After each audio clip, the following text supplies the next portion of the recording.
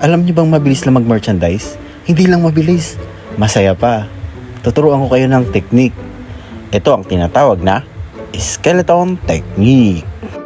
Bago ka mag-umpisa, alamin mo muna mga produkto mo, kung ilang piraso, para matansya mo yung shelves, kung saan mo ilalagay.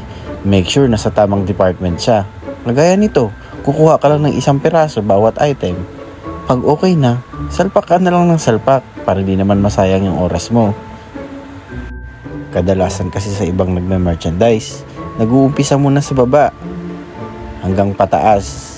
Pagdating sa dulo, hindi pantay or mababa or kailangan naman baklasin ng mga item.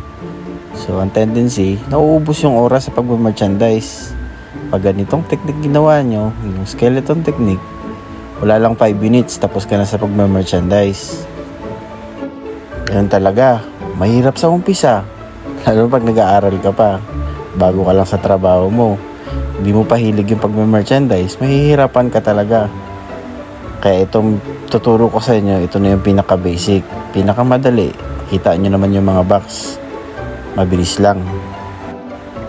Kung may sarili kang technique, try mo. Minsan kasi nasa pagtatry, malay mo mas mabilis pala yung idea mo. Kanya-kanya naman tayo na idea.